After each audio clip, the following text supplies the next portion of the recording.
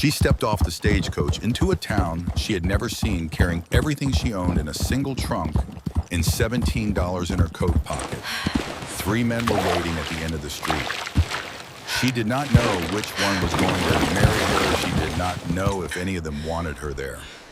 What she knew was this 800 miles behind her was a house where she had slept with a chair wedged in under the door handle for 47 nights. And she was never going back. This is the story of Nora Whitfield, the letter she wrote at 2 in the morning, and the mountain she chose to call home. The letter arrived on a Tuesday. It had traveled 800 miles to get there, folded into thirds inside an envelope that had been handled by at least 4 different postal workers across 3 states. The paper was slightly creased at the corner where she had pressed it too hard with the pen. The ink was steady throughout, except for one word near the end, where the letters were a fraction heavier than the rest, as though the hand that wrote them had paused and then decided to keep going anyway. Elijah Hargrove read it at the kitchen table alone before his brothers woke up.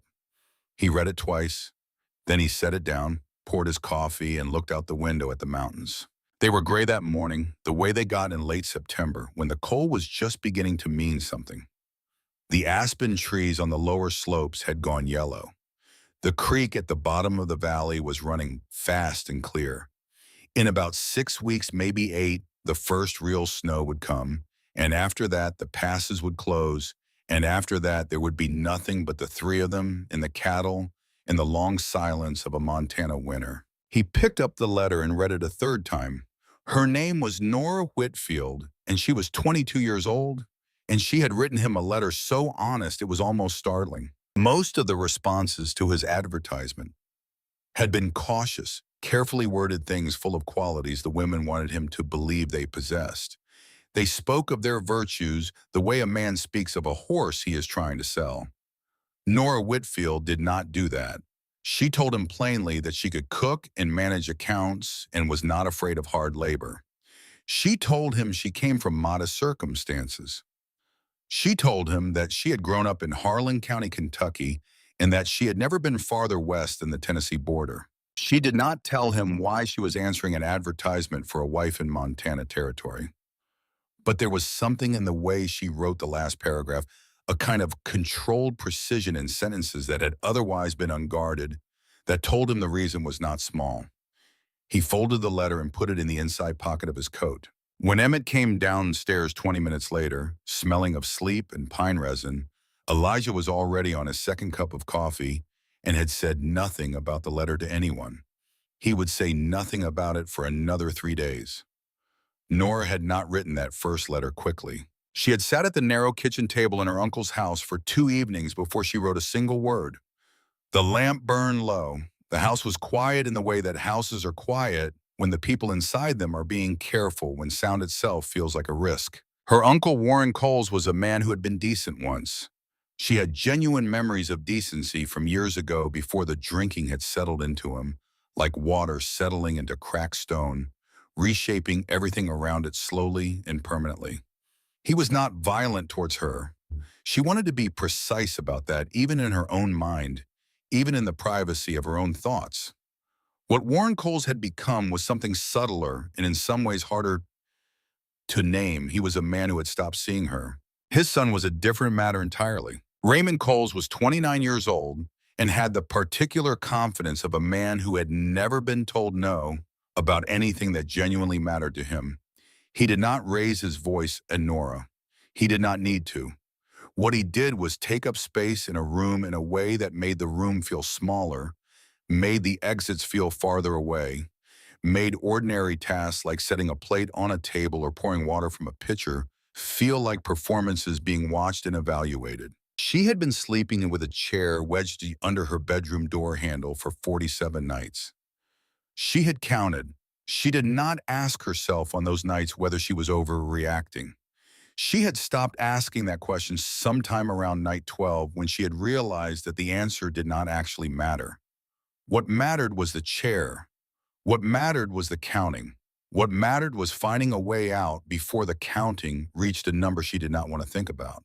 The advertisement had appeared in a regional paper that her neighbor, old Mrs. Farwell, had left on the fence post after a rainstorm. The paper was waterlogged at one corner, the ink running slightly, but the column of notices in the back section was still legible. Nora had been bringing in the fence post rope when she saw it. She had picked up the paper only to move it out of the wet.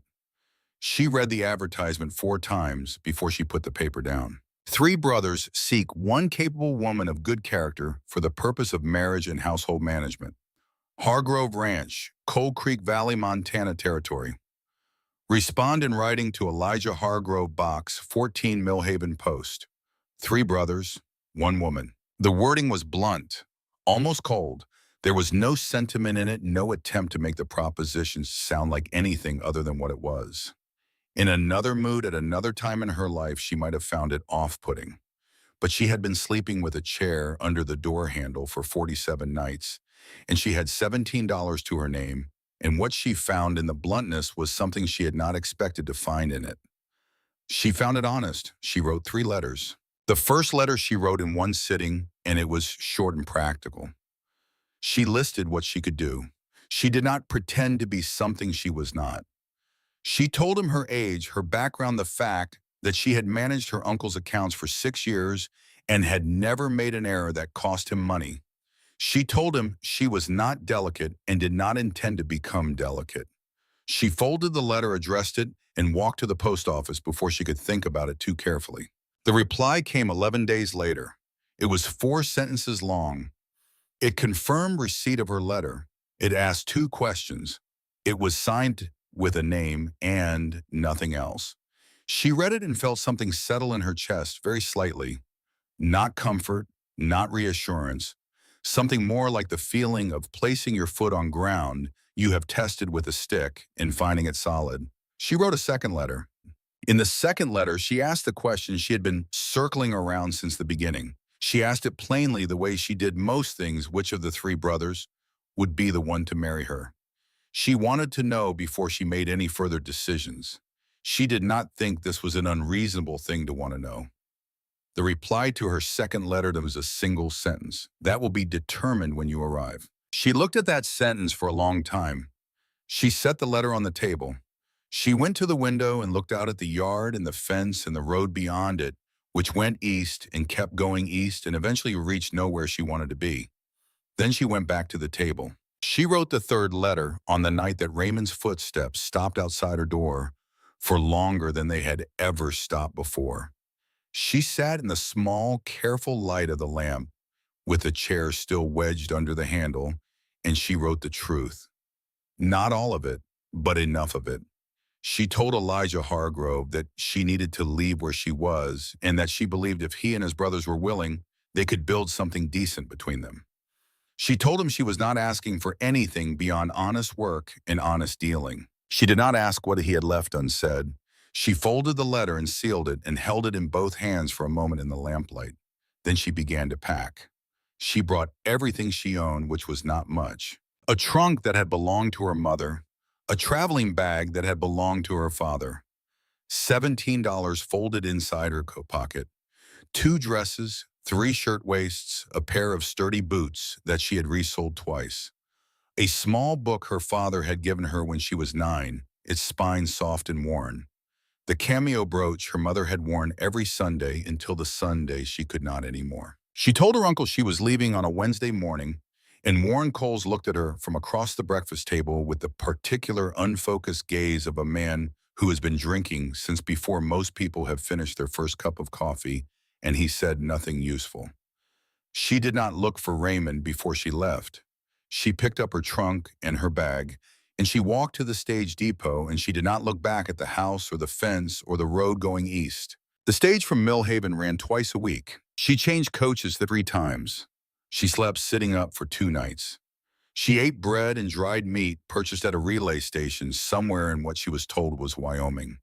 She watched the landscape change through the small, scratched window of the coach at the hills of Kentucky giving way to the flat Midlands, the Midlands giving way to the high, dry country, and then slowly and possibly the mountains appearing on the horizon and growing until they were not on the horizon anymore, but were simply everywhere above and around and all-encompassing, the largest things she had ever seen in her life. She pressed her face close to the window glass. The sky in Montana was a different color than it was in Kentucky. She had not expected that. It was bluer, more saturated, the kind of blue that looks almost deliberate. And the light was different, too, harder and cleaner, falling across the yellow grass of the valley floor and the dark timber of the slopes above in a way that cast everything into sharp relief. She felt for the first time since she had folded that third letter and sealed it and held it in the lamplight, something close to the feeling that comes just before a decision becomes irreversible. Not fear, something further along than fear. She straightened her collar.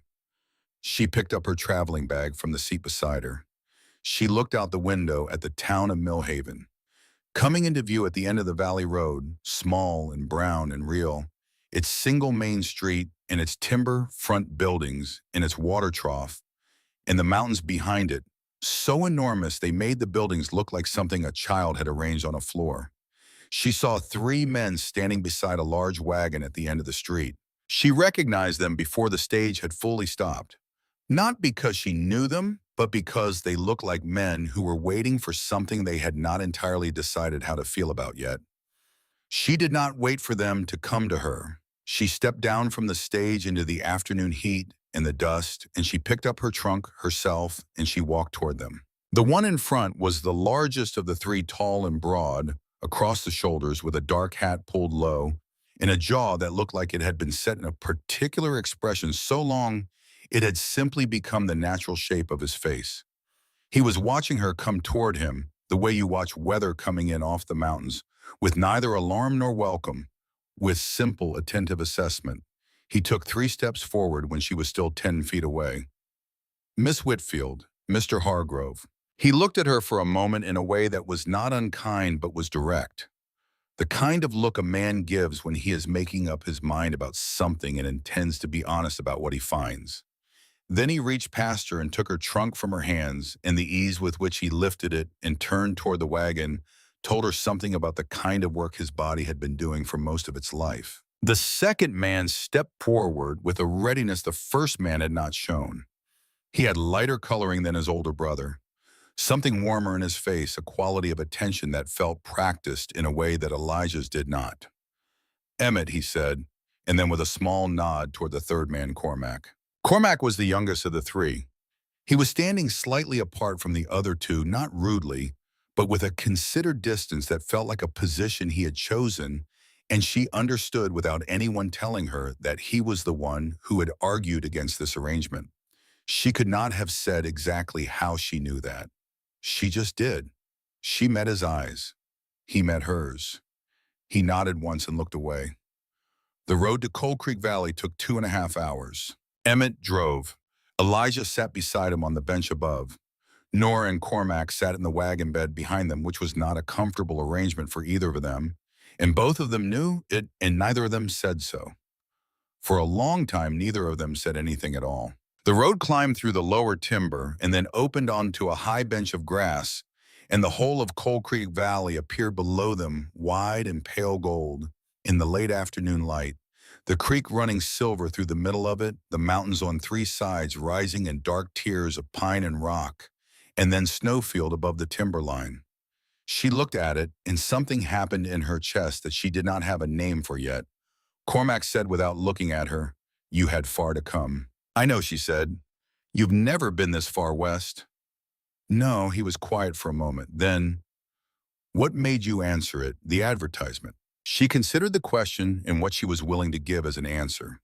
She had $17 in her coat pocket and a trunk that had belonged to her mother in the wagon bed beside her.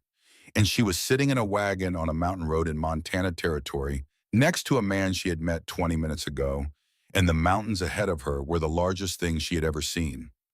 "I had good reason to go somewhere," she said, and this seemed like somewhere worth going.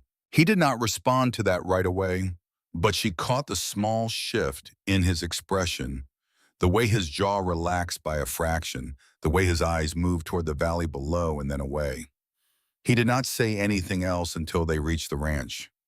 The house sat at the base of the west slope, with its back to the timber and its face to the valley. It was larger than she had imagined, from the advertisement's careful language of practicality.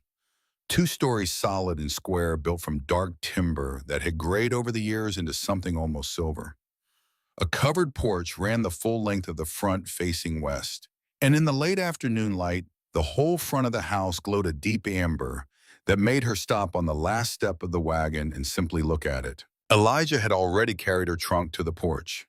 He came back to the edge of the wagon and found her standing there, and he did not rush her or ask what she was doing. He waited. "It is a good porch," she said. He looked at the porch and then back at her. "My father built it," he said. He said a man needed somewhere to look out without having to go anywhere. She nodded. She went inside. The house was plain and solid and clean, in the manner of men who have lived together long enough to find a shared standard of order, which is not the same as a warm standard, but is better than some things she had known. The kitchen was large. The hearth in the main room was deep and wide and had been used heavily, the stone above the mantel darkened with years of smoke. There were 3 bedrooms upstairs. She was given the smallest one at the end of the hall, with a window that looked up the west slope toward the timber and a door with a proper iron lock. She set her traveling bag on the floor. She stood in the center of the room for a moment. Then she reached into her bag, took out the small, worn book her father had given her, and set it on the windowsill. That was enough for now. That was how she had always done it since she was small. One thing at a time, one solid thing placed in a new space until the space began to feel like somewhere you could stay. The first 3 days were careful. This was not an uncomfortable carefulness exactly. It was the carefulness of people who are too honest to perform ease they do not yet feel and too respectful to manufacture friction they do not actually have. They moved around each other with the attentiveness of people learning a new geography. Emmett was the first one to speak to her in the morning every morning without fail. He had the gift of easy conversation, or what looked like easy conversation from the outside. She was beginning to understand by the 3rd day that it cost him more than he let on. He had been the one to write the advertisement, she learned, though Elijah had signed it. He had been the one who had decided somewhere in the reasoning he kept to himself that what the 3 of them were missing was a thing that could be named. Cormac avoided her in a way that was not unfriendly, only deliberate. He was present at meals and polite when spoken to, and largely absent from any room she occupied. She did not press the point. On the 3rd day, she was carrying a 50-pound sack of flour from the storage shed to the kitchen, holding it with both arms against her chest, making slow progress. And Cormac appeared from around the corner of the barn without a word, and took it from her and carried it inside and set it on the kitchen table, and was gone again before she had reached the back door. She said thank you to the empty kitchen. Elijah questioned her in the evenings. He was not testing her exactly. It was more precise than a test.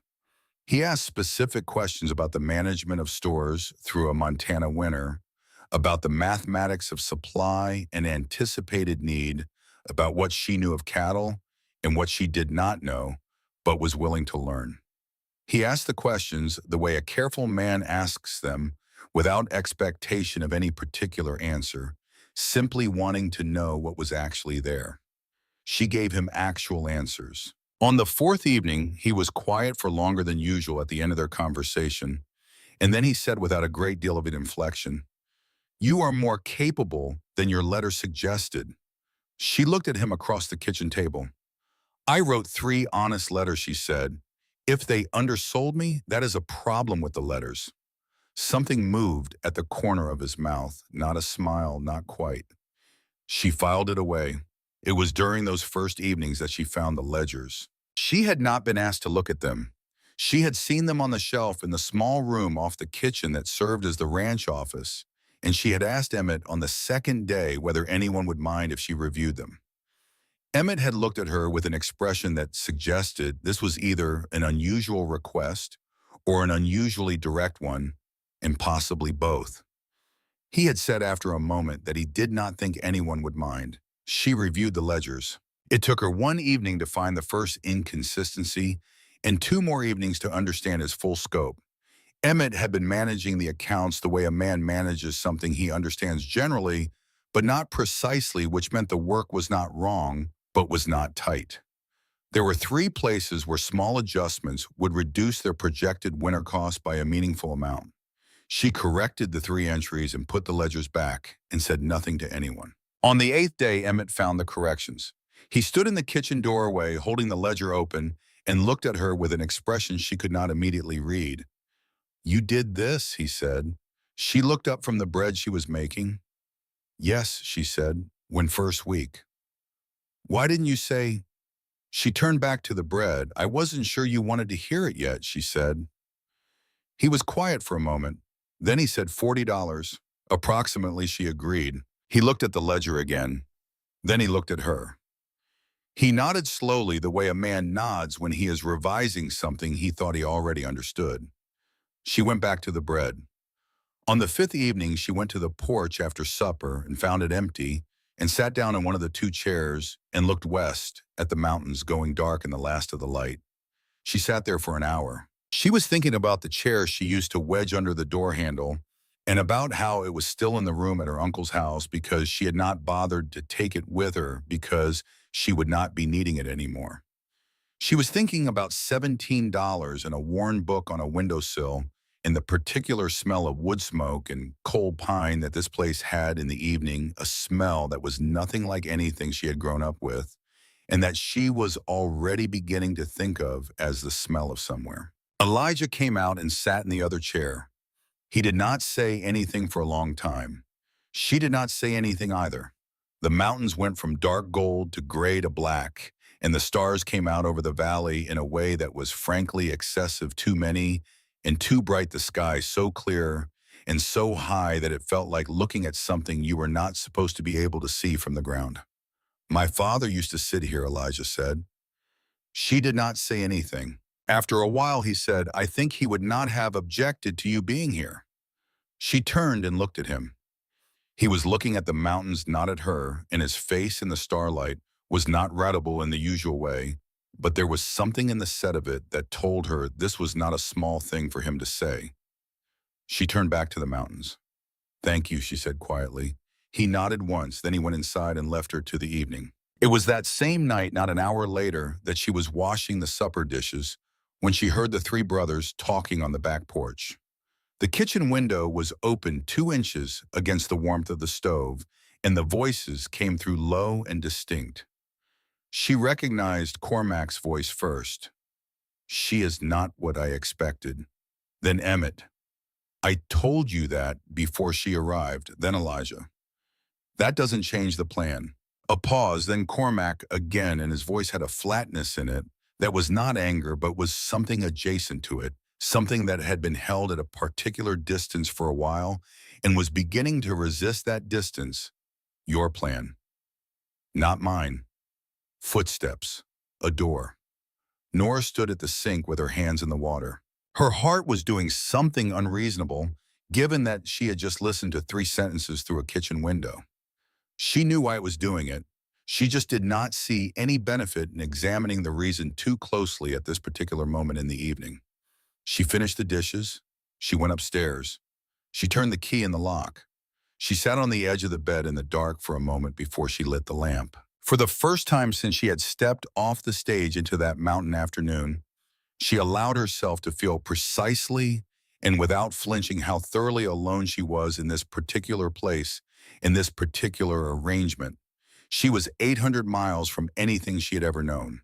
She was in a house with 3 men she had met 6 days ago. She did not know who was going to marry her or when or why. She had $17 and a worn book on a windowsill, and the knowledge that she was already better at managing their accounts than the man who had been managing them for years. She held all of that in her mind for a moment. Then she lit the lamp and picked up the book. She could work with this. She had worked with less. The night before Elijah said what he said, Nora lay in bed and listened to the wind come down off the mountain. It was a particular kind of wind, the kind that has been traveling a long distance and arrives carrying the cold of elevation. It moved through the aspen trees on the slope above the house with a sound like rushing water, and then it crossed the roof and pressed against the window glass and went on down the valley. She had been trying to read. She had read the same page 4 times. She was thinking about the voice through the kitchen window. Your plan, not mine. She was thinking about the look in Cormac's eyes on the road from Millhaven when she had said that this seemed like somewhere worth going. He had not answered her, but she had caught what happened in his face in the moment before he looked away, and she had filed it under the category of things she was not ready to look at directly yet. She was also thinking about Elijah, about the particular quality of his silences, which were not comfortable but were honest, about the question he had not asked her not once in 8 days, not even obliquely: why had she really left Kentucky? Every other man she had ever known would have asked. She had been waiting for it. He had not asked. She was not sure yet what that meant. She was leaning toward it, meaning something good. She put down the book. She turned the lamp out. In the morning, everything would change. She knew it before he said it. She was not sure how she knew it. There was something in the way Elijah moved through breakfast, a particular contained quality, the kind of stillness that precedes a decision rather than following one. He ate without conversation, which was not unusual, but this was a different kind of quiet. After the plates had been cleared, he said, "Sit down for a moment." All four of them were still at the table. Nora sat. Emmett sat. Cormac remained standing for a moment, then sat. Elijah said, "I have been thinking about this arrangement." He paused. He was looking at the table, not at any of them. Then he looked up and he looked at Nora and he said, "I have decided that Emmett will be the one to marry you, not me." The silence that followed was the kind that has weight. Nora was aware of Emmett going very still beside her. She was aware of Cormac turning his head and looking at Elijah with an expression she did not have a clear view of, but could feel across the table. She was aware of her own hands flat on the table and the decision she made in the space of one breath to not be moved around in this as though she were a piece of furniture. "I do not think this is your decision to make alone," she said. Her voice was quiet. It was not angry. It was the voice she used when she meant exactly what she said and nothing more. Elijah looked at her. "Miss Whitfield," he said, "you wrote me 3 letters," she said. "I wrote you 3 letters. An arrangement was discussed between us. If you want to change it, I want to hear the real reason, not a decision. The reason." Emmett put his hand flat on the table. She noticed that. Cormac said nothing, but she felt the quality of his attention shift the way the atmosphere in a room shifts when someone in it stops performing and starts paying a different kind of attention. Elijah was quiet for a long moment. Something moved across his face that she had not seen there before. Not defensiveness, something earlier than defensiveness. "I will explain," he said, "but not tonight." Not. She held his gaze for a moment longer. Then she nodded, once stood up, and began clearing the plates because there was work to be done, and she had never in her life been the kind of woman to stop doing it. That night, Nora sat alone on the front porch long after the house had gone quiet. The valley was dark below her. The creek made its sound in the distance. The mountains were invisible against the sky except as an absence of stars, a great dark shape of something enormous and patient that had been here before any of them and would be here after. She had a cold cup of tea in both hands and a slow, deliberate thought turning over in her mind. She had left Kentucky with $17 and a worn book and a decision that had felt at the time like the only reasonable thing a person with her situation could do. She had told herself the story of that journey in the simplest terms: a woman getting out of a bad situation and into a better one. And the simplicity of it had been useful on the coach and through the night, stops and across the long changes of landscape. Simple stories are good for traveling. But she was here now. She was not traveling anymore. And the truth was that something in this place, in this house, in the particular combination of these 3 men, in this valley and this porch looking out at those impossible mountains, was already more complicated than a simple story. It was already more real. It was already in ways she could not entirely account for, already beginning to feel like something she had not expected to feel for a long time. Like somewhere she did not want to. Somehow. The footsteps on the porch were Cormac's. She knew them from Emmett's now and from Elijah's. 3 days had been enough for that. Cormac walked differently from his brothers. More contained. He sat in the other chair. He did not say anything for a while. Then he said, Elijah is not a bad man. I know, she said, he just does not do well with things he cannot plan for. She looked at him in the darkness. Is that what I am, she said, something he could not plan for. Cormac was quiet for a moment. Then he said very carefully, I do not think any of us plan for what you actually are. She was not sure entirely what to do with that, so she said nothing. She looked back at the mountains. The wind came down off the slope above them, carrying the cold and the smell of pine in the long dark distance it had traveled. Then she said, Cormac, do you want me here? He did not answer right away.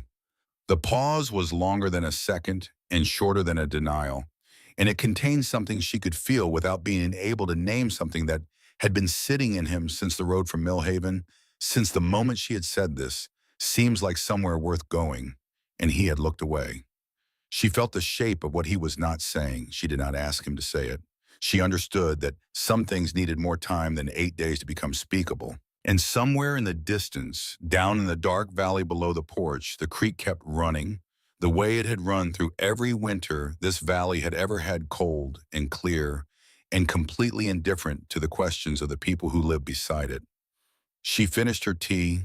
She stood up. She said goodnight to Cormac Hargrove, who was still sitting in the chair with his hands on his knees and his eyes on the mountains, and she went inside and climbed the stairs and turned the key in the lock and set the cup on the washstand and sat on the edge of the bed in the quiet of her room.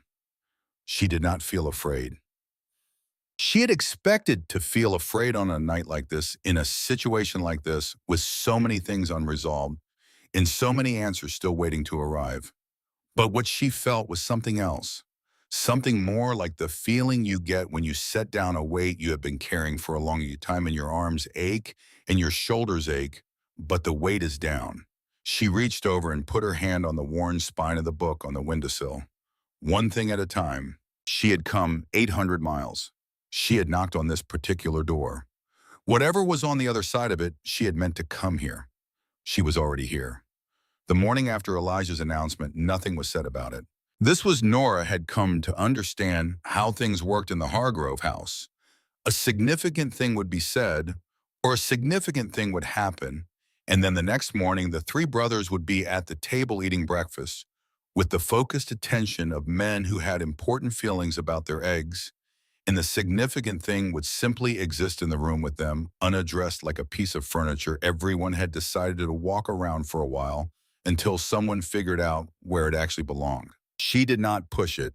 She had learned in the years managing her uncle's house and her uncle's accounts in the complicated social mathematics of a household where one person's reality was continuously being revised by alcohol and another person's was being quietly rearranged by something she had never been able to name properly, to read the difference between a silence that would resolve itself and a silence that needed a hand. This one she judged needed a hand, but not yet. She made breakfast, she reviewed the ledgers, she took an inventory of the winter stores and made a list of what they were short on. She learned where the root cellar was and what was in it and what should have been in it and was not. She asked Emmett in the careful way she had learned was the right way to ask him things about the local supplier in Millhaven, and the terms of their usual arrangement, and whether there was any flexibility in the pricing she had seen written into the accounts. Emmett told her. She listened. She made notes. It was Emmett who taught her the house in those first days. Not formally, not as a guided tour, but as a series of small conversations that happened while they were both doing other things. He told her about the root cellar while she was identifying what was in it. He told her about the hay stores while she was counting them. He told her about the cattle while they were standing at the fence of the south pasture, watching the herd move through the morning mist. He told her about their parents while they were doing the supper dishes on the 6th night. He did not plan to tell her, she thought. It came out of something he was saying about the kitchen, about a particular repair that needed doing to the chimney flue. And then somehow it became about the winter. Their father had repaired it himself in the middle of a blizzard because there was no one else to do it. And then it became about the father himself, a quiet and capable man who had built most of what they were standing in with his own hands over 30 years.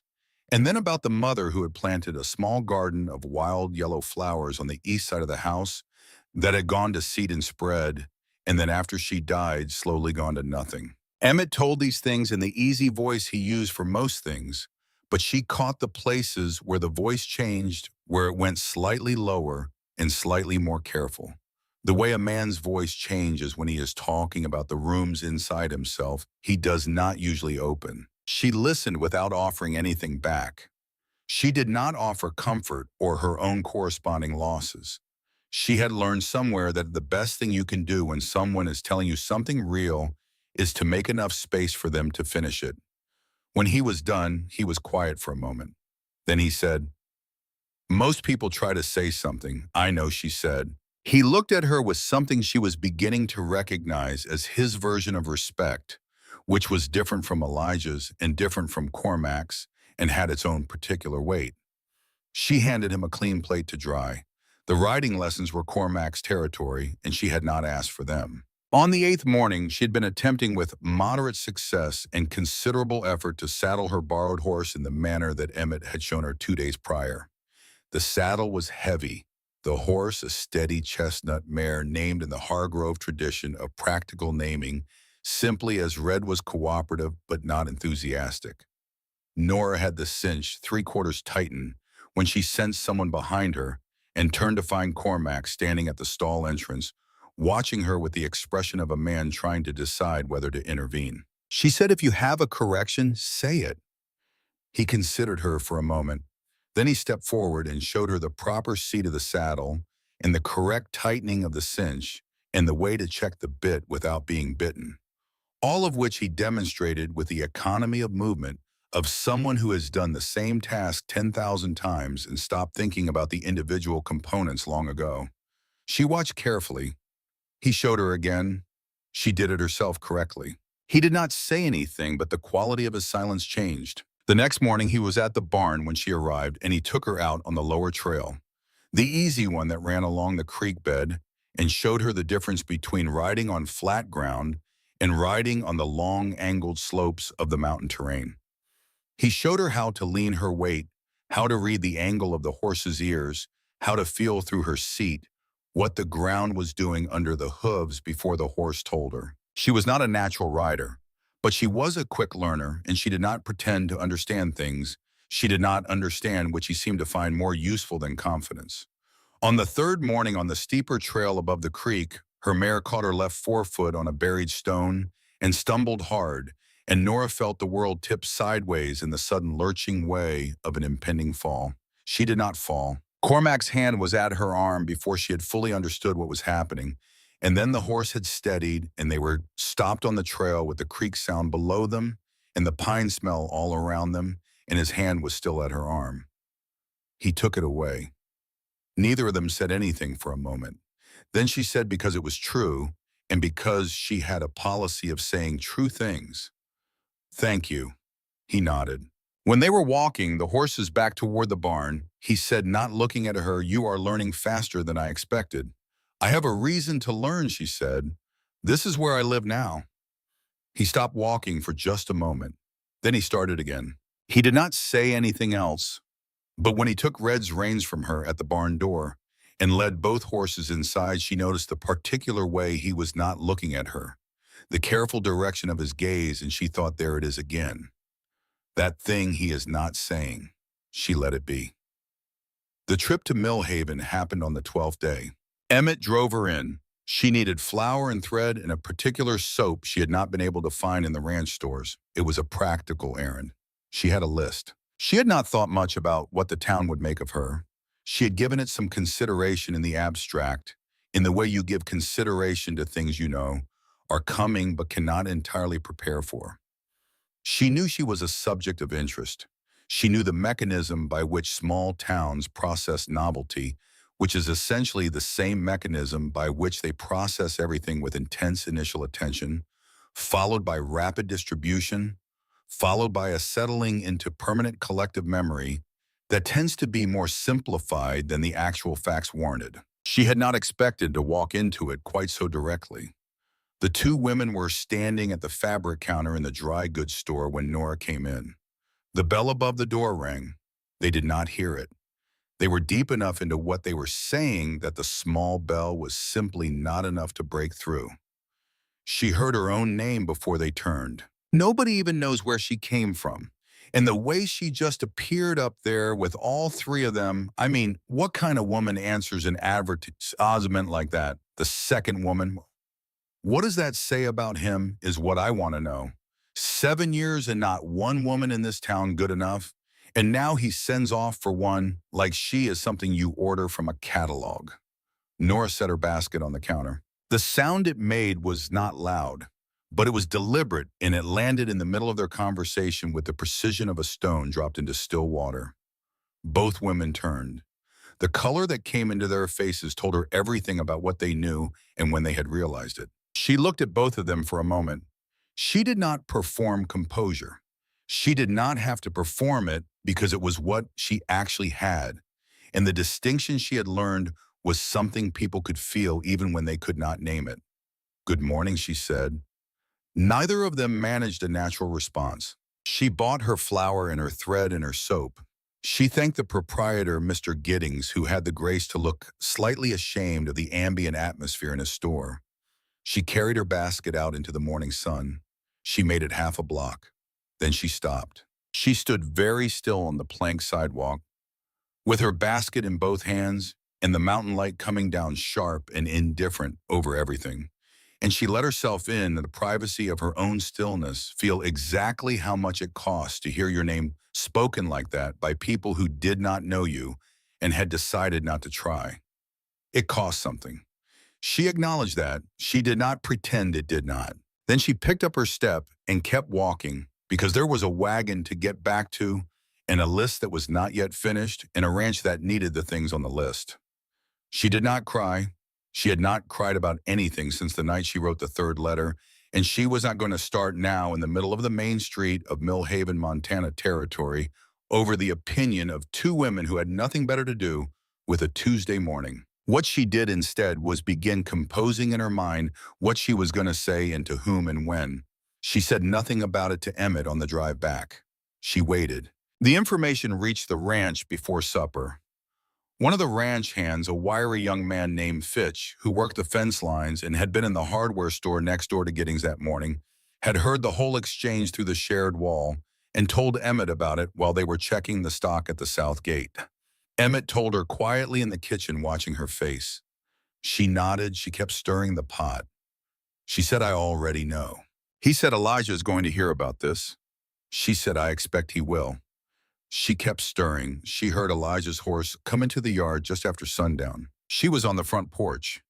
She had been there for an hour, watching the light leave the mountains in the slow and unhurried way it left them, the colors moving through amber and rose, and then a deep, clear gray before the dark came.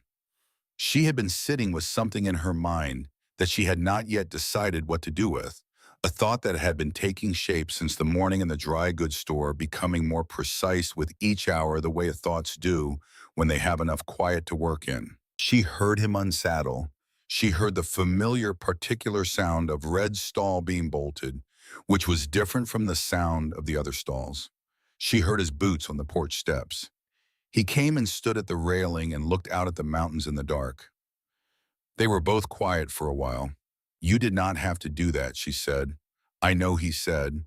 "It will make them talk more." They were going to talk regardless. He was quiet. She waited. She had learned to wait for Elijah in a way she did not have to wait for his brothers, because his silences were not empty. They were full of something that was working its way toward words by the most direct route he knew how to take, which was not always a short one.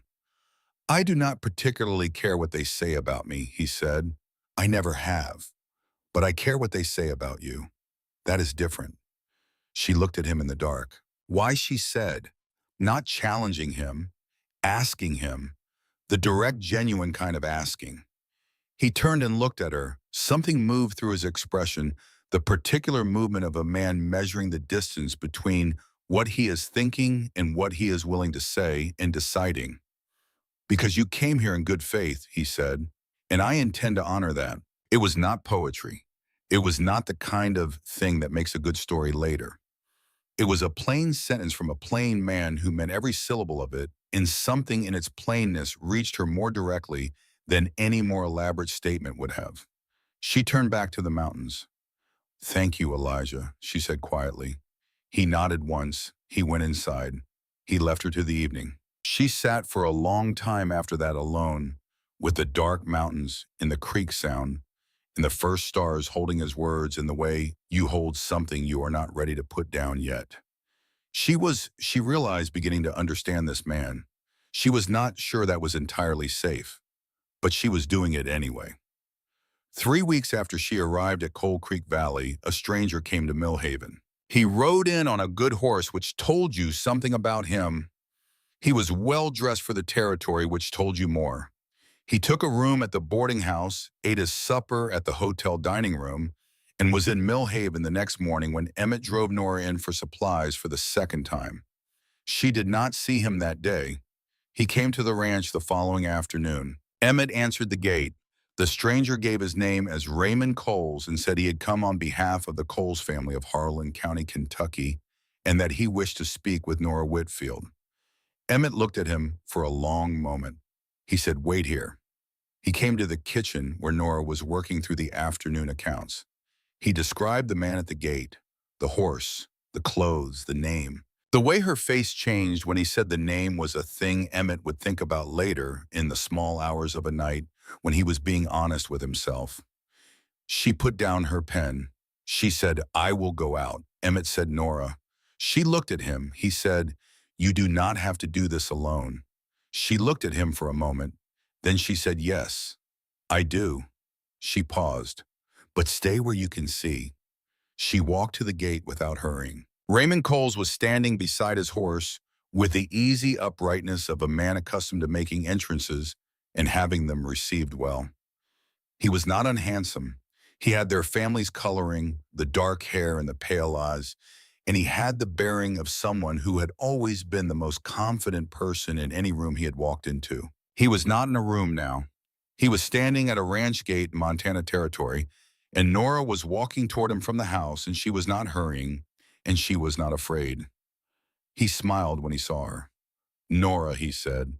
"Miss Whitfield," she said. The smile stayed in place but lost something behind the eyes. She had always been able to see that thing behind his eyes, the calculation that ran continuously just beneath whatever expression he was using. She had been seeing it for years. It was easier to look at it here in the mountain light with the fence between them. He offered the letter. "From your aunt," he said. "The family has been worried. Your uncle has not been well. We have come to bring you home." "I do not have a home there," she said. "You have family there. That is not the same thing." He glanced past her. She knew he was looking at Emmett on the porch, and she knew he was looking at Cormac, who had appeared from the direction of the barn and was standing at a particular angle that was not threatening, but was not accidentally placed either. She watched Raymond take this in and calculate it. "Surely you do not intend to continue with this arrangement," he said. His voice had lowered slightly, gone to the register he used when he was being confidential. "You do not know these men, Nora. I know enough," she said. "Your aunt is asking for you personally. I have a letter. You can keep the letter," she said. Then she did something that surprised even herself. She did not decide to do it. It was not a strategic choice. It was simply what her body did, operating from somewhere below the level of deliberate thought. She took one step back and then another, and then she was standing closer to the house than she was to the gate, standing on the side of the fence where she lived now.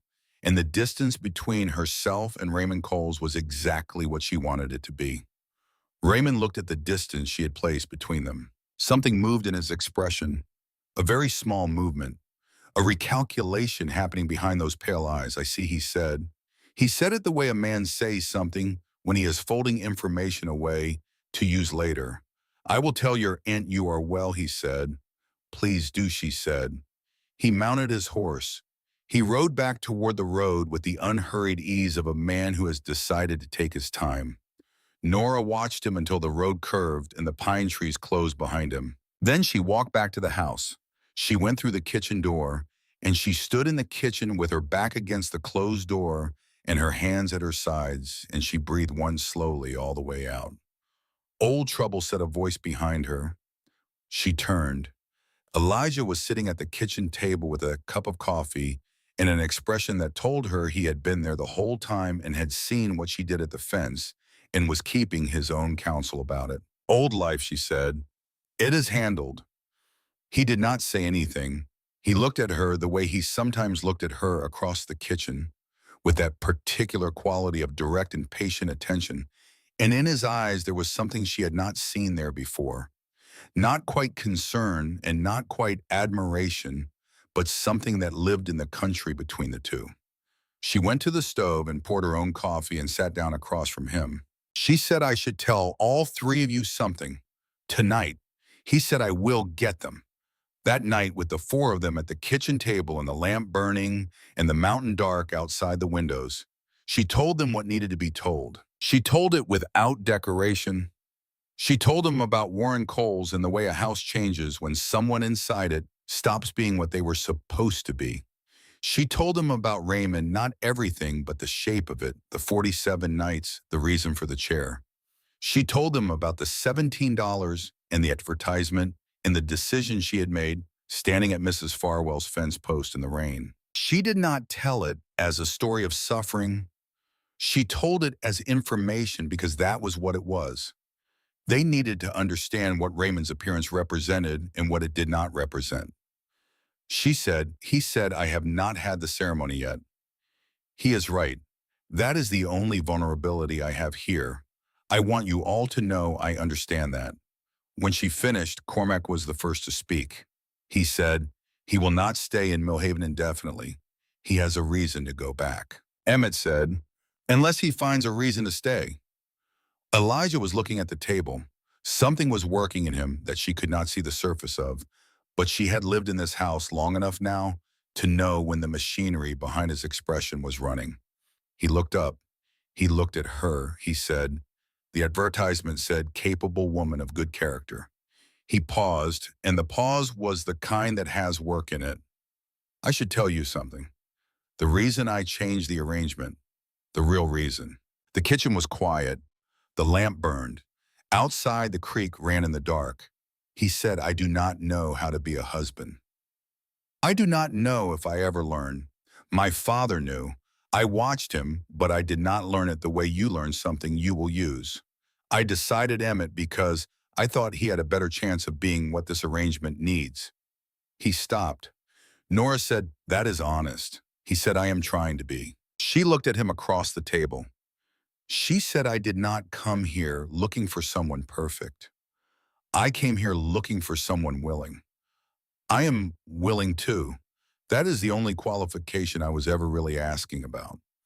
Emmett put both hands flat on the table. A gesture she had come to understand was his version of a punctuation mark, a physical full stop. Cormac said nothing, but he looked at Nora for a moment longer than the conversation strictly required, and then he looked away, and she saw the thing behind his expression again, the thing he was not saying, and she let it be.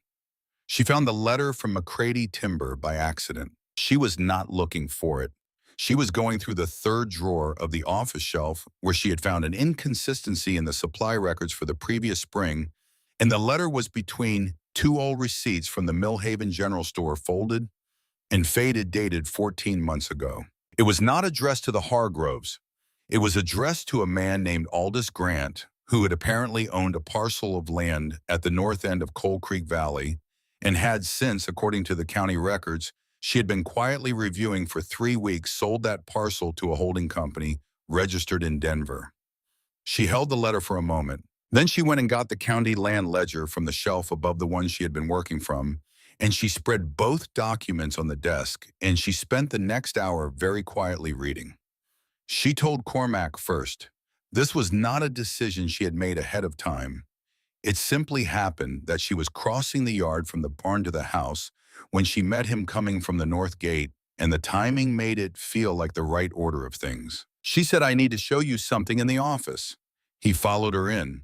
She laid the letter and the land ledger on the desk, and she told him what she had found. Not quickly, carefully walking him through each piece the way you walk someone through terrain they have not crossed before. Aldous Grant had not been the only sale. There had been 3 land transactions in Coal Creek Valley in the past 18 months, all of them involving parcels that bordered the Hargrove property. All of them had gone to a holding company registered in Denver under the name Caldwell Land Holdings. The letter from McCready Timber addressed to Grant, but apparently never sent, or perhaps sent and returned, discussed the timber rights of the Valley Corridor and the access road that ran through the southwest corner of Hargrove land. Cormac read the letter. He read the land ledger. He set them both down.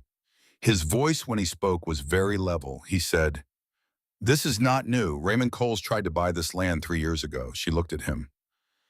"You know him," she said. "Not personally. He came up the valley asking about parcels. Elijah told him there was nothing for sale. He was persistent about it. Then he stopped coming." She said, "And now he is back, using me as the approach." The word she was looking for, he said slowly, is leverage. She nodded. She had already arrived at the same word. She said, "He does not need me to go back willingly. He needs to establish that the arrangement here is improper or coerced. If he can do that, if he can make a legal case that I am here under false pretenses, he can petition for my return. And once I am legally back in the family's custody under Kentucky jurisdiction, a land transaction becomes much more negotiable." Cormac was very still. "You worked this out," he said. "I had an hour with the paper," she said. He looked at her. He said with the quiet emphasis of a man who does not emphasize things lightly, "Tell Elijah tonight." She said, "I intend to." The storm came on the 25th night without much warning. She had seen the clouds building to the northwest that afternoon, the particular bruised color of a mountain storm. That means business, and she had told Emmett at supper that it would be serious before morning. He had looked at her with mild surprise, and she had told him that her father had been a man who read weather and that some things stay with you. It was serious before midnight. The wind came first, then the rain, then the hail that hit the roof like thrown gravel in repeating handfuls. She heard all 3 brothers leave the house before 2 in the morning, heard their boots on the stairs and the door, and then the sound of the storm swallowing their voices. She did not go to sleep. She lit the lamp. She went downstairs. She built up the fire and put water on to heat and got the medicine box from the shelf where she had moved it on the second day to somewhere she could reach it without a stool. She laid out bandages and the small bottle of carbolic she had purchased in Millhaven and had not hoped to need this quickly. She thought about Cormac's hand and the infected wound that Emmett had told her about the winter before she came, the wound that had taken 3 weeks to heal and had kept him from working for 2 of them. She waited. Elijah came in first at 3:30 in the morning, soaked through and trailing mud from the pasture. She handed him a towel and a cup of hot coffee without ceremony. He stopped in the kitchen doorway and looked at the laid-out supplies and the hot coffee and her standing there at the stove in the lamplight. She could not read his expression. She rarely could in the ordinary sense. But she had learned to read the pauses around his expressions, and this pause told her something that the expression itself did not say. "Thank you," he said. She nodded. Emmett and Cormac came in 20 minutes later. Emmett's forearm had a long scrape from a fence wire that had snapped in the wind. Cormac had a cut above one hand from something she did not ask about. She cleaned them both at the kitchen table while all 3 brothers drank coffee and said nothing. In the quiet of that work, the warm kitchen and the storm beating at the windows outside and the lamp burning and the 4 of them around the table, she thought, this is what it actually looks like. This is the thing the advertisement was trying to say and could not say in words. This. The morning was gray and wet and still. Emmett found the south gate first at first light. He came back to the house walking fast, which was unusual for him. The gate had been opened, not broken, not forced. The latch pin removed cleanly in the dark, while all 3 of them had been in the north pasture fighting a fence line that had been pushed down by a falling tree. 12 head of cattle were gone. Elijah stood at the south gate for a long time without speaking. Nora stood beside him. She said, "That was not the storm." He said no. The hoof tracks led south and then east, curving toward the road. They followed them for half a mile before Elijah crouched down beside the last clear print and looked at it and stayed looking at it for longer than the print required. He stood up. He said, "I am going to Mill Haven." She said, "Elijah." He looked at her. She said, "Do not do anything that gives him more reason to stay." He held her gaze for a moment, then he nodded once and went to saddle his horse. She watched him go from the gate. She stood there in the morning, wet with her arms folded, and she made herself think clearly, which was not difficult for her under ordinary circumstances, but which required a particular kind of deliberate effort on a morning when 12 cattle were gone, and Raymond Coles had apparently decided to stop being subtle about his methods. She turned and walked back to the house. She went to the office. She took out the letter and the land ledger. She sat down at the desk. She opened the ledger to the page for Burns Creek water rights, year 1869. She read it for the third time. Then she found the supply records for that same year and cross-referenced the name of the notary who had witnessed the water rights agreement and wrote the name in her careful hand on a separate piece of paper. She wrote it twice to make sure she had it right. Prescott Hale. She set down her pen. Prescott Hale, who was now the minister of the Mill Haven Church. Prescott Hale, who had been a part-time county notary in 1869 and had witnessed an agreement that clearly established the Hargrove family's claim to water access from Burns Creek that ran through the southwest corner of the property. Prescott Hale, who had, as far as she could tell from everything she had seen and heard in 3 weeks, no idea the document existed, or had forgotten it, or had decided for reasons she could not yet determine not to mention it. She folded the paper with his name on it and put it in her pocket. She heard Elijah's horse in the yard. She went to the window. He rode in without haste the way he did everything and dismounted and handed the reins to Cormac, who had come from the barn, and the two of them stood talking for a moment at the hitching post. Then Elijah came inside. He came to the office doorway. He said, "I told Coles to be done here." She said, "What exactly did you tell him?" He said with no particular inflection that the ceremony would happen this week. She looked at him. He said, "If you are still willing." The question was not delivered with anything she could call emotion exactly. It was delivered the way Elijah Hargrove delivered most important things plainly, with the weight carried in the plainness rather than anywhere more obvious. She said, "I am still willing, but I want to say something first." He waited. She said, "If we do this, we do all of it together. That means I am not standing at the edge of your problems being told results. It means I am in the room when the problems are being solved." We agreed on that. He said, "I remember." "Good," she said, "because I found something in the land records you are going to want to see." She put the folded paper on the desk in front of him. He picked it up. He read the name. He was very still for a moment. Then he looked at her, and she saw in his expression the shift she had been watching for since the first evening on the porch, not the shift toward telling, the shift toward trusting. She said, "I will go see him in the morning." He said, "Nora." She looked at him. He said, "I will go with you." She thought about this. Then she said, "No, not for this one. This one needs to be me." He held her gaze for a long moment. Then he said, and there was something in the way he said it that was different from anything he had said to her before, something that carried more than the words themselves. "All right." She put the ledger back on the shelf. She went to make supper. That evening after supper, with the storm gone and the valley clean and the stars beginning to appear in the clearing sky above the western ridge, Cormac came and sat beside her on the front porch. They had done this before. The companionable silence of the porch was something she had come to value about him. He did not fill space with noise. He was simply present in it, and his presence was not uncomfortable. She said he came from Harlan County, Cormac. He is not going to leave because Elijah told him to. Cormac said, "I know." She said he is going to keep looking for a weakness. Cormac said the ceremony is the answer to that. She said, "I know." He turned his head and looked at her in the dark. She felt him looking. He said, "Are you afraid?" She thought about the honest answer. She said, "Not of what is ahead of me, a little of what I am starting to want from it." He was quiet for a moment. Then he said, "He will not say it easily." "Elijah, what he feels, he is not built for easy saying." She said, "I am learning his language." Cormac nodded slowly. He said it is a good language. Once you learn it. She looked out at the dark valley. She said, I know. The creek ran in the darkness below them, the same as it always ran, the same as it would run tomorrow, and the next day, and through every winter that came after Cud and Clear, and carrying the mountain with it all the way to wherever it was going.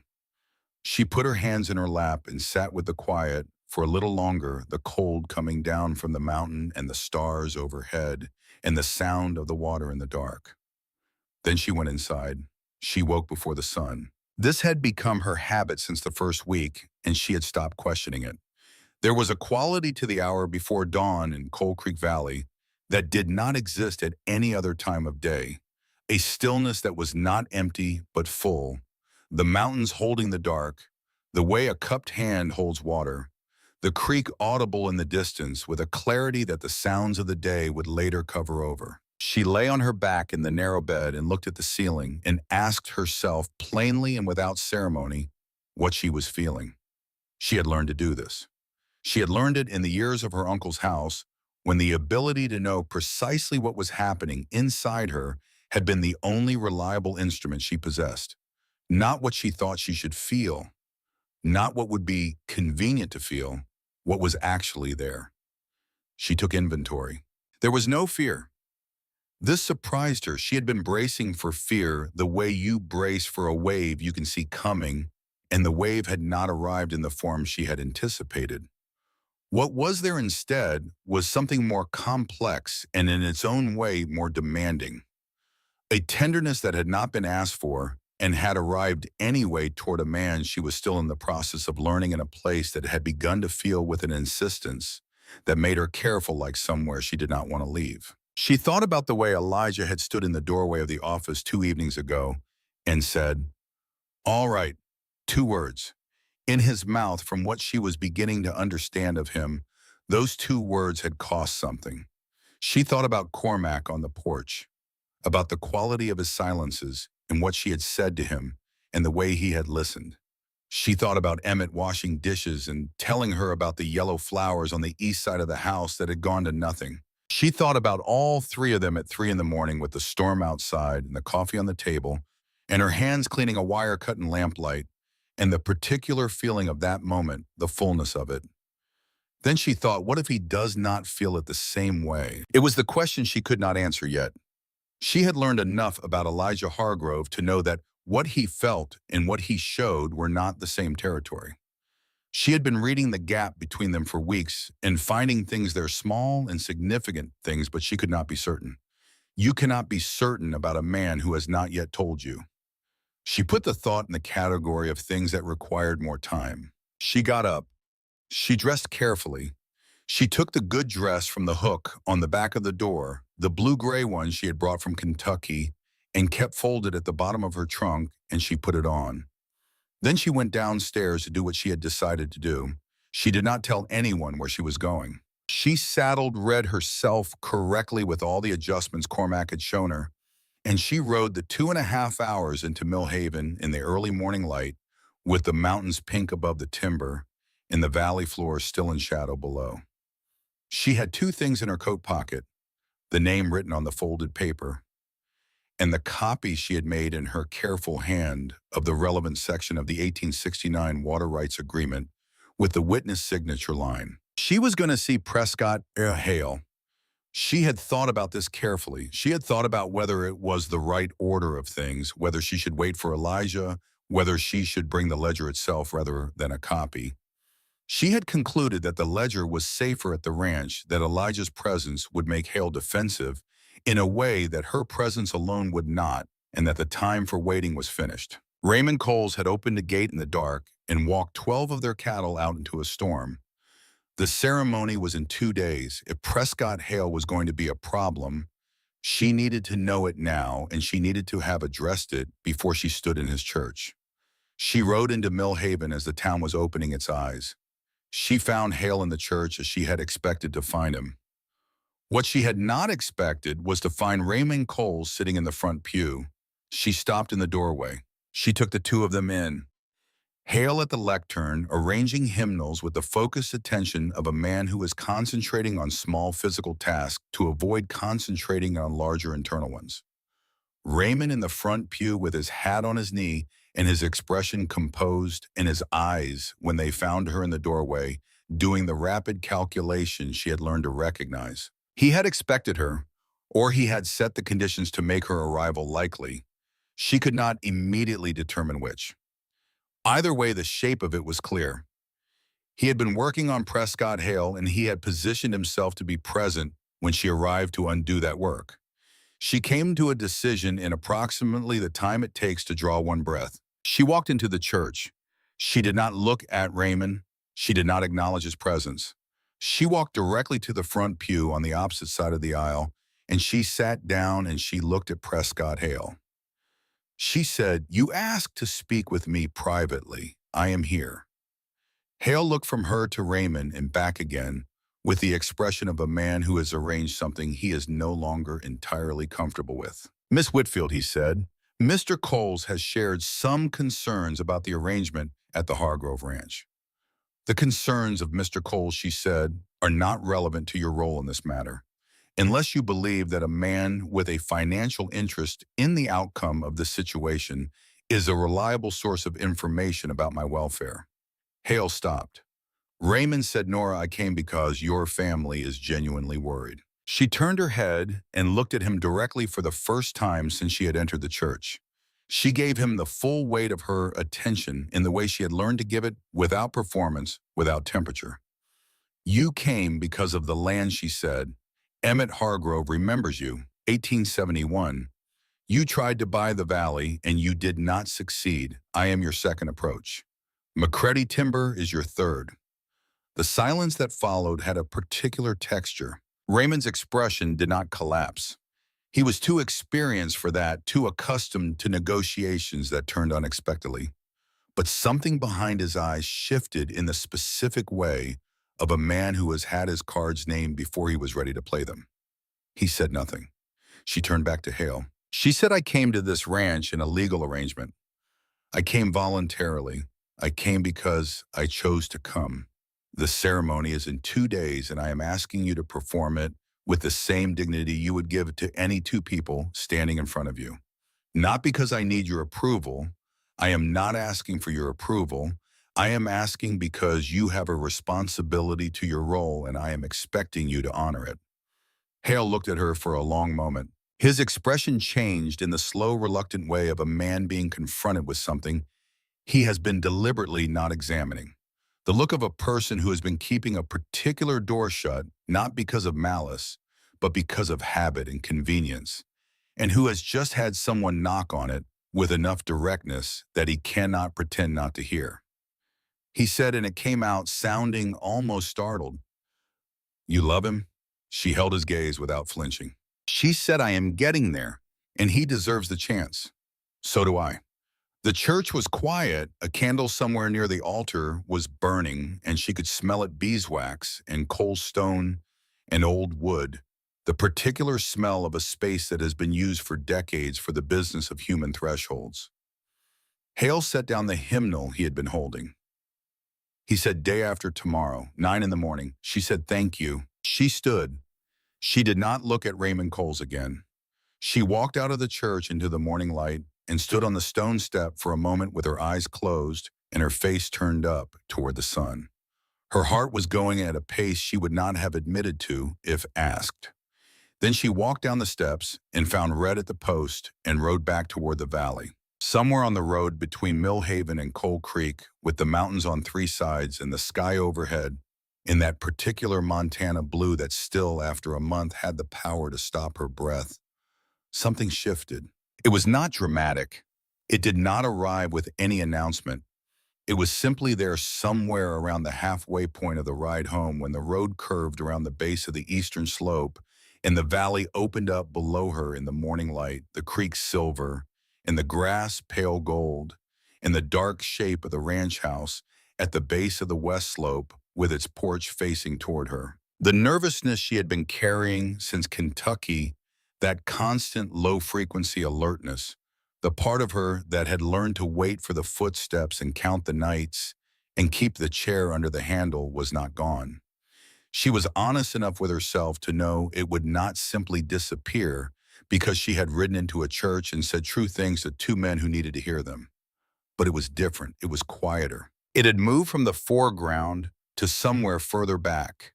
And what was in the foreground now was the valley and the house and the three men inside it, and the particular feelings she had named and then placed in the category of things that required more time. And she thought, riding down off the bench and onto the valley floor, maybe it does not need more time. Maybe it just needed this morning. She rode into the yard. Elijah was at the hitching post.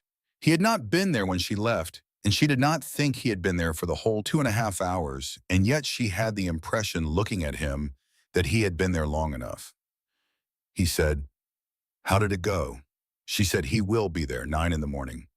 He looked at her for a moment. He said, "Raymond was there." It was not a question. She said, "Yes." He said, "And?"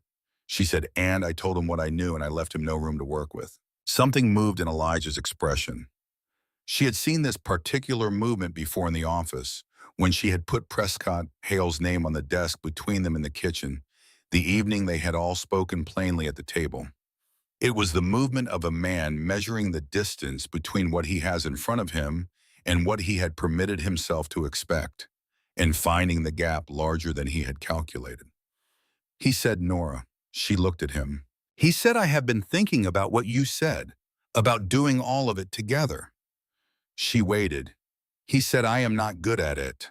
I want to be honest about that before tomorrow." She said, "I know you are not good at it." He looked slightly surprised. She said, "I have been watching you for a month. I know what you are good at and what you are not good at. I am not asking you to be good at it immediately. I am asking you to try." The surprise settled into something else, something more grounded. He said, "That is a reasonable thing to ask." She said, "I thought so." She handed Red's reins to Cormac, who had come from the barn with the timing that she had noticed he often had, appearing at the right moment, as though he had been paying attention from a distance. She went inside. That evening, Raymond Coles came to the ranch one final time. He came after supper through the east approach, where the old fence line ran lower than the rest, the way someone would come who had taken the time to learn the property's geography. He came on foot, which told her something about the nature of this visit. A man who comes on foot is not planning to leave quickly. He had a folded document. He stood at the edge of the yard, not at the gate, and he called out for Elijah. All four of them came out. He held up the document. He said, "A land purchase offer from Caldwell Holdings, double the assessed value." He paused. "And if that is not of interest, I should tell you that McCready Timber has engaged a territorial attorney regarding the Burns Creek water dispute of 1870. The access rights to your south corridor have never been legally settled. A court case could take years." He let that sit for a moment. "Think about it overnight," he said. "I will return after the ceremony." He walked back the way he had come. The four of them stood in the yard. Nora was already thinking before the sound of his footsteps had faded into the dark. She said, "Give me the document." Elijah handed it to her. She read it. She read it again. She looked up. She said, "The 1870 dispute. He is saying the water access rights were never formally settled. But I found a notarized agreement in the office records dated 1869 that establishes exactly those rights. The agreement is clear. The witness signature is valid."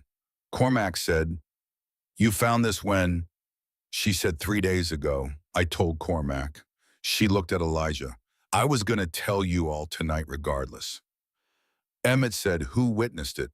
She said, "Prescott Hale, when he was still working as a county notary." The yard was quiet. Emmett made a sound that was not quite a word. Cormac said, "He knows this document exists." She said, "I do not think so, or he forgot, or he chose not to bring it forward. I do not know which yet. What I know is that the document exists, and it is in our office, and it establishes the rights that Raymond's attorney is planning to argue were never settled." Elijah looked at her. He said, "What do we do?" She said, "Tomorrow morning after the ceremony, Emmett goes to the telegraph office in Mill Haven and sends a wire to a land attorney in Helena. I drafted the message this afternoon. She reached into her pocket. She had drafted it that afternoon between cleaning the lamp chimneys and starting the bread in the careful, compact language of someone who had been managing accounts long enough to understand that the most important communications were the ones that said exactly what needed to be said and nothing more. She held out the paper. Emmett took it. He read it. He looked at her. He said, "You did this today." She said, "I could not sleep last night. I did something useful with the time." Cormac looked at Elijah. Something passed between them.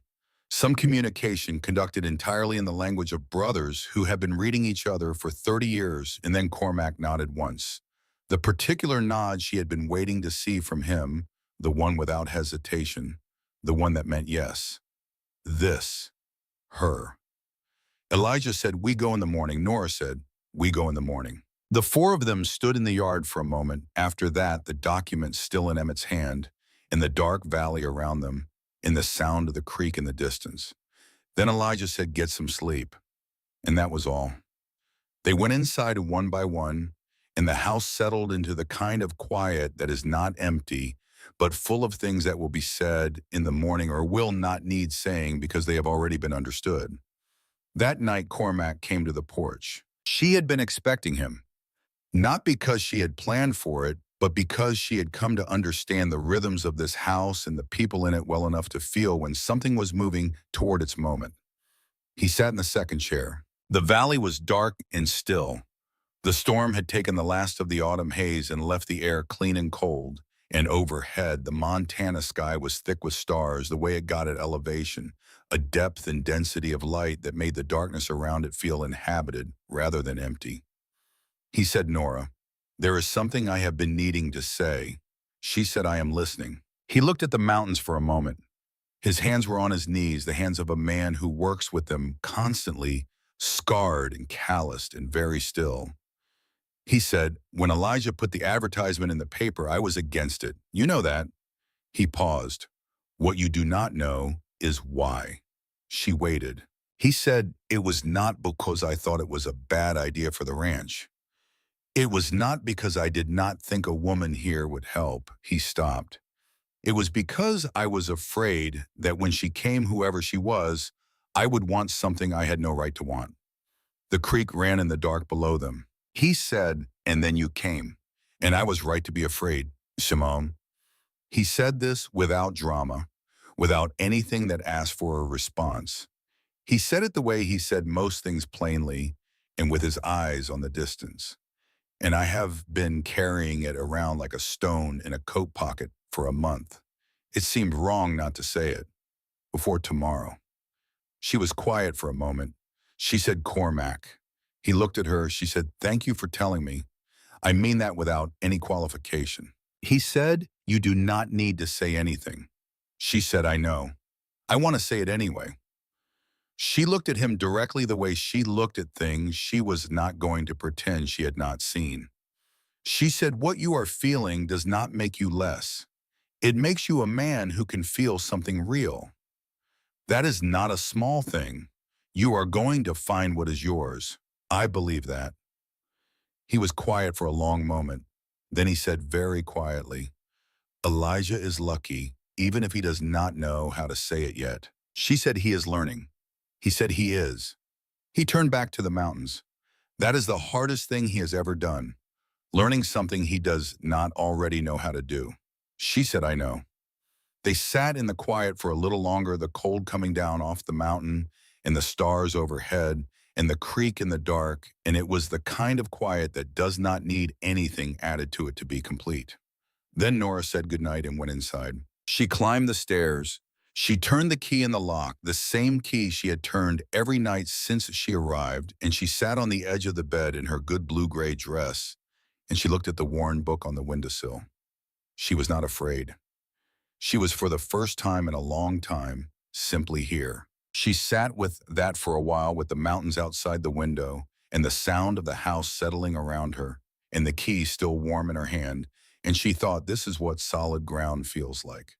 Not the absence of everything difficult, just the presence of something real enough to stand on. She reached over and put her hand on the worn spine of the book. One thing at a time, she was already here. She was awake before the sun on the morning of the ceremony. She did not review the situation. She did not rehearse anything. She sat in the chair by the window and looked at the mountains going from black to gray to the first pale rose of the coming light.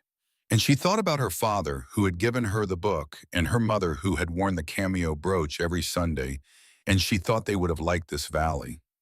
She put on the blue-gray dress. She did her hair as well as she could manage without help, which was well enough. She pinned the cameo at her throat. She looked at herself in the small mirror above the washstand for a moment, not appraising, just acknowledging, just saying, there you are. There is the woman who wrote 3 letters and packed a trunk and rode 800 miles on a stagecoach and sat across from a minister and told a man with a financial interest in her circumstances that she could see through him, and who stood at a fence gate with her heart going at an unreasonable rate and simply took 2 steps back toward the life she had chosen. There she was. She picked up the book from the windowsill. She put it in her coat pocket, one solid thing carried into a new space. She went downstairs. Emmett was at the kitchen table. He had coffee ready. He looked up when she came in, and his expression for a moment was completely unguarded, and she saw in it the thing he did not often let show, the deep and genuine feeling of a man who has been hoping for something for a long time and is now watching it come to pass. He said very quietly, "You look very good this morning." She said, "Thank you, Emmett." He stood up and poured her coffee. He said still quietly after a moment, "Thank you for all of it, for the accounts and the medicine box and the 3 in the morning coffee and the water rights document, and for being exactly what you are every single day since you got here." She took the coffee from him. She looked at him. She said, "Thank you for writing the advertisement." He laughed, low and genuine. It came out of him like something that had been waiting. She drank her coffee. The Millhaven Church held perhaps 40 people that morning. This was fewer than a proper wedding warranted. It was more than either Nora or Elijah had prepared themselves for. Some had come out of curiosity, the way people in small towns attend events that have been the subject of conversation, to have a direct account to give later. Some had come for reasons they would not have been able to articulate clearly if asked, a vague sense that something was resolving that had been unresolved, that a story was arriving at an event that stories require. A few, she thought, had simply come to see what she looked like in the good dress. Prescott Hale stood at the front of the church with the composure of a man who has made a decision he is going to honor. His face was set in the dignified, practiced expression of someone performing the office they were given to perform, and he was performing it correctly and without condition. Elijah was already at the front when she came in. He was wearing the best he had, which was a dark vest over a white shirt, his hat in his hand, his hair combed in the particular way of a man who has tried harder than usual. He was standing with Emmett on his right and Cormac on his left, and when the door opened, he turned toward it. For one moment, one very brief and unguarded moment, before his expression settled back into its accustomed lines, his face opened. She saw it. She had been watching for it, for the thing underneath the surface of him that came up sometimes when he was not entirely managing the distance between what he felt and what he showed. She had been watching for it for a month, in the evenings on the porch and across the kitchen table and in the doorway of the office when he said, "All right." She saw it now, clear and unmistakable. Something in her settled at the sight of it, the last thing that had been unresolved. She walked to the front of the church. Hale read the words. She had heard them before at other people's ceremonies, and they had always seemed to her like ceremonial objects appropriate to their context but not personally relevant. She heard them differently now. She heard them as specific and binding and chosen. Elijah took her hand. His was calloused and warm and very still. She had watched these hands for a month. She knew what they could do. He placed the ring on her finger. It was plain silver, thin and unadorned, the kind of ring made to be worn while working. She looked up. He was already looking at her. His voice was low enough that only she could hear. He said, "Right where you belong." She held that. She held it the way she had held his words on the porch carefully, the way you hold something you know is real.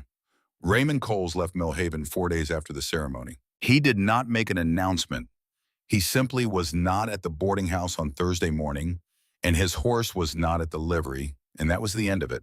Emmett's wire to the Helena attorney's office received a reply within 36 hours. The firm of Ashford and Crane confirmed receipt and dispatched their associate within the week. The associate, a precise young man named Garrett, who said very little but wrote a great deal, spent 2 days at the ranch office reviewing the documents Nora had organized. On the third day, Nora took him to see Prescott Hale. She laid the 1869 water rights agreement on the table between them and watched Hale look at his own witness signature.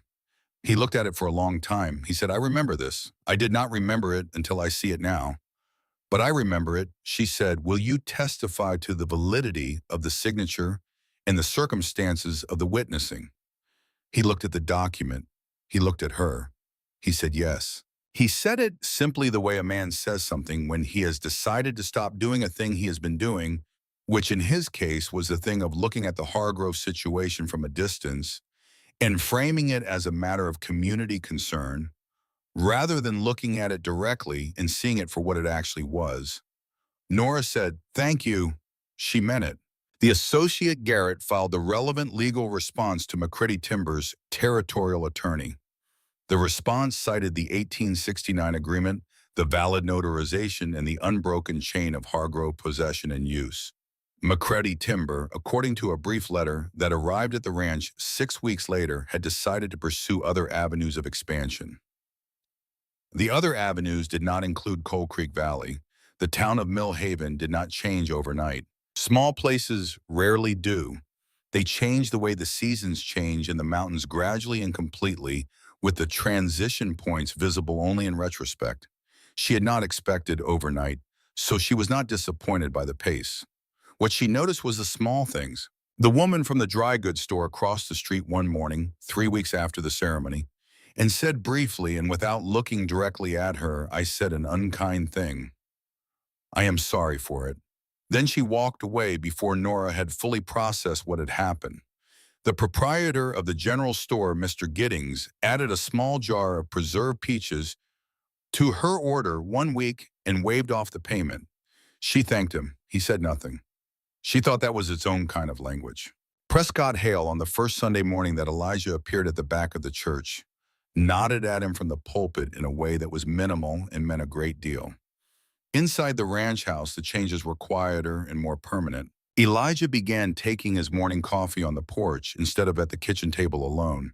It happened gradually over the course of 2 weeks until it was simply where he was in the mornings, sitting in the chair that faced east toward the timber with a cup in both hands and the valley going from dark to light in front of him. He began staying at the supper table after the meal.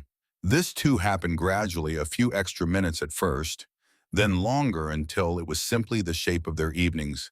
The four of them at the table with the lamp burning, the conversation moving through the practical and occasionally into the other territory, the stories and the opinions and the specific humor of people who have lived in close quarters long enough to know each other's patterns. One evening in late November, Nora said something about the particular stubbornness of the stove flue and the way it always caught in a specific direction of wind, and she said it in a way that was purely practical, but landed for reasons of timing and phrasing as genuinely funny.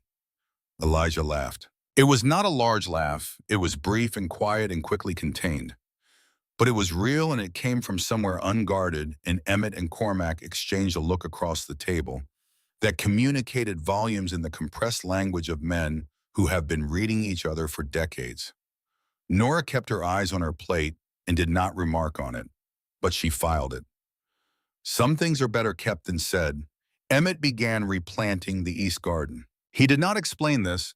He simply appeared one morning in the early spring with a spade, and when Nora came out to see what he was doing, he told her that his mother had grown wild yellow flowers there, the kind that spread if you let them. She said, "I have some heirloom seeds in my trunk." She went and got them. They planted together that morning the yellow flowers his mother had liked and the tall sunflowers she had always grown toward, because she liked the way they turned their faces toward the light, regardless of the direction it came from. Cormac came out halfway through and took the second spade without a word. She looked at the two of them digging in the cold spring earth in the shadow of the mountain, and she thought of the 47 nights in the $17 in the letter she had written at 2 in the morning with the chair under the door handle, and she thought this is what it was for. All of it, this exact morning. By autumn of 1875, Cormac had begun receiving letters from Bozeman. The first one Emmett found by accident and brought to Nora with an expression of considerable entertainment. She took the letter from him and told him to mind his own affairs, and then smiled when he was gone. She had noticed Cormac in the summer going to the Mill Haven post office on days when there was no particular errand to run in town. She had noticed the way he came back on those days with a slightly different quality of attention, as though something in him was oriented toward a direction it had not previously been oriented toward. She was glad for him. She was also glad in the particular way of someone who has watched a person carry a heavy thing for a long time and has seen them set it down. The conversation happened on a November evening, 3 weeks before the first snow of that winter. They were alone on the porch, she and Elijah in the chairs that had become their chairs, in the way that things become yours when you use them long enough without question. Emmett and Cormac had gone in an hour ago. The valley was full dark, and the stars were out overhead in their Montana abundance. The sky at elevation so dense with light, it seemed less like a sky than a depth, something you could fall upward into if you were not careful. Elijah said without preamble, still looking at the mountains, "I do not know how to do this." She said, "What?" He said this. He did not gesture. The word carried the weight of everything it was intended to mean. Being close to someone. I do not know if I ever learned it properly. She looked at him. He was not looking at her. He was looking at the mountains the way he looked at things he was working out, with patience and without expectation of a quick answer. She said, "I did not learn it either.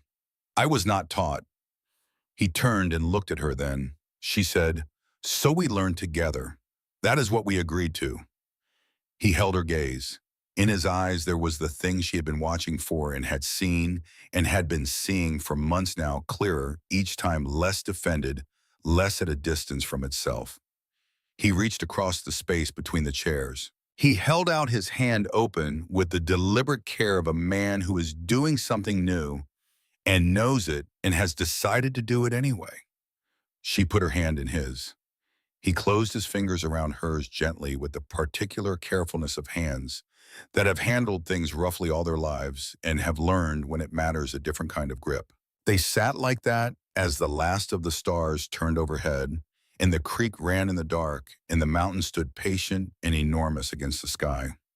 In the spring of 1876, Nora told Elijah something she had been carrying for 3 weeks, waiting for the right moment, which she had decided was this particular evening on the porch when the valley was green for the first time since she had arrived. He sat very still after she told him. Then he looked at her.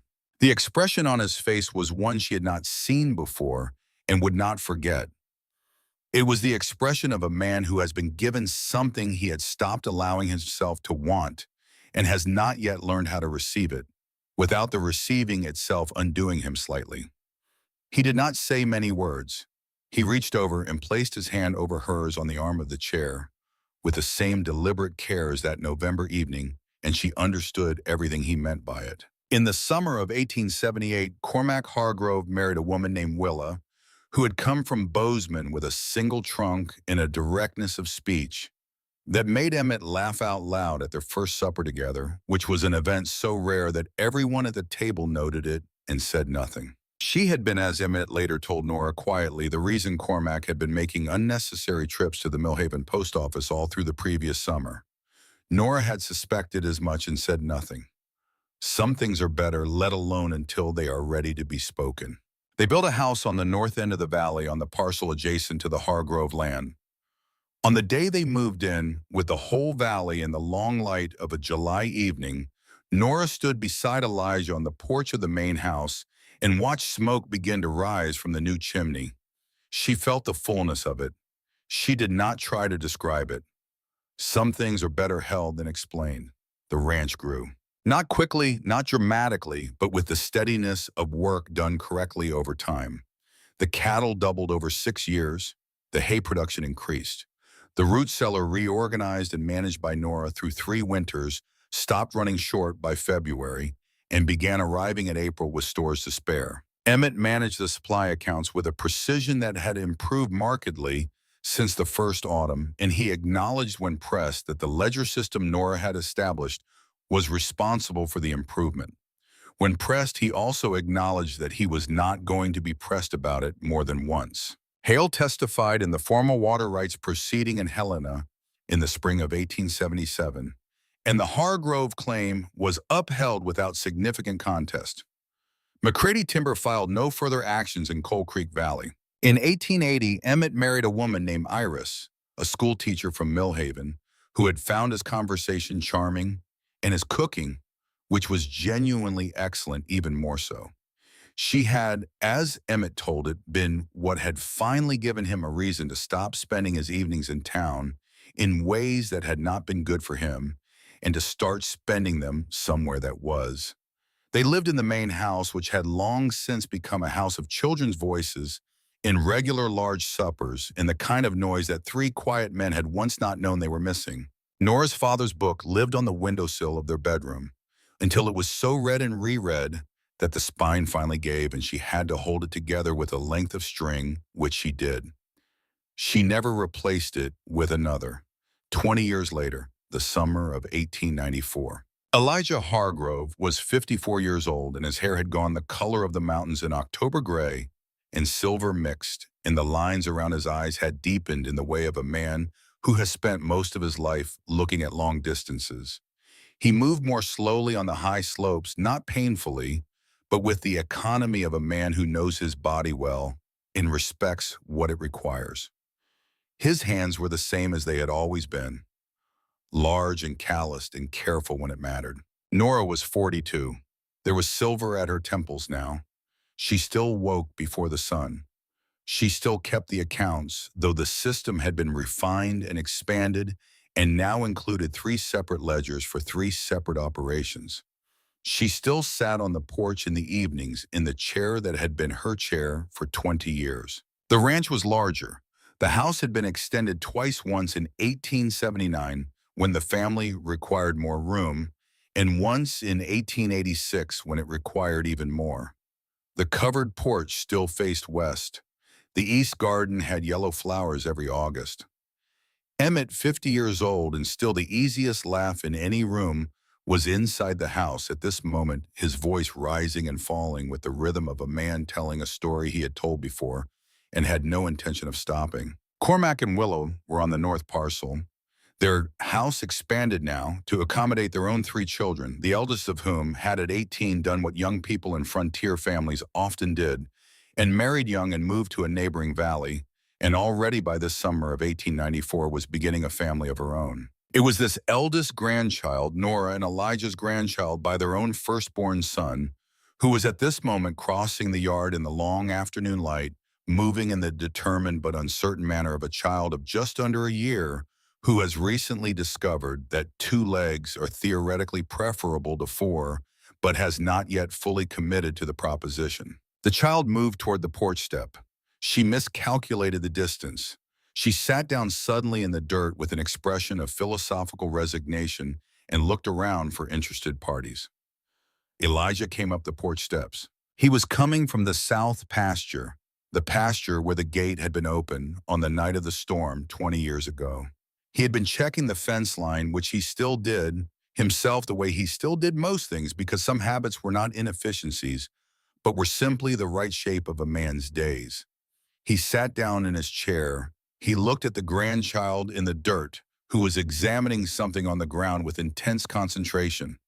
He looked at Nora. She said, "Good day." He said, "Good day," she said after a moment. "Do you remember the day I arrived?" He said, "Yes." She said, "What were you thinking when you saw me come down off the stage?"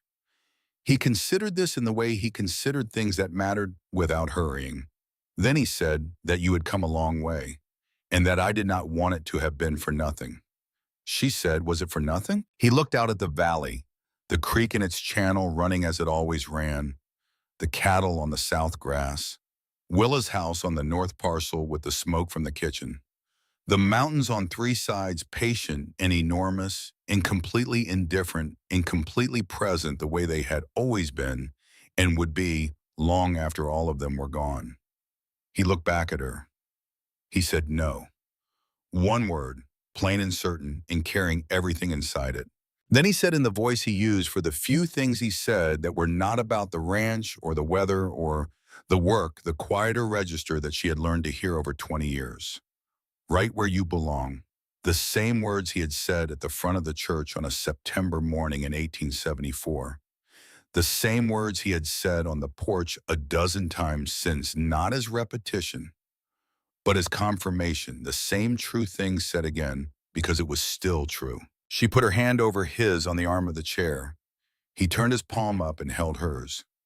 Below them in the yard, the grandchild had resolved the question of bipedal locomotion in favor of the four-legged approach, and was making determined progress toward the garden where the sunflowers stood in the late afternoon light with their faces turned toward whatever brightness remained. Inside the house, Emmett's voice rose on the punchline of something, and there was laughter, and the sound of it came out through the window and moved across the porch and out into the valley and up toward the mountains. Nora looked at the sunflowers. She thought about the 47 nights. She thought about the $17 in the worn book and the stagecoach.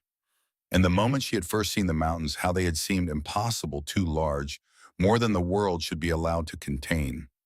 She thought about the advertisement, blunt and cold and honest, 3 sentences in a wet newspaper on a fence post that had opened a door she had not known was there. She thought about 3 letters written at a narrow table in a lamplight, and the answers that had come back spare and careful, the language of a man who did not know how to ask for what he needed and had tried anyway.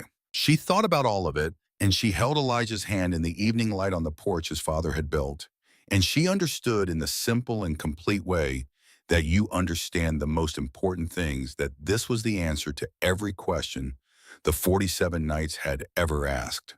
This, right here, the valley they had not been given but had built, the life that had not been promised but had been chosen, over and over and over again, in small ways and large ones, every day.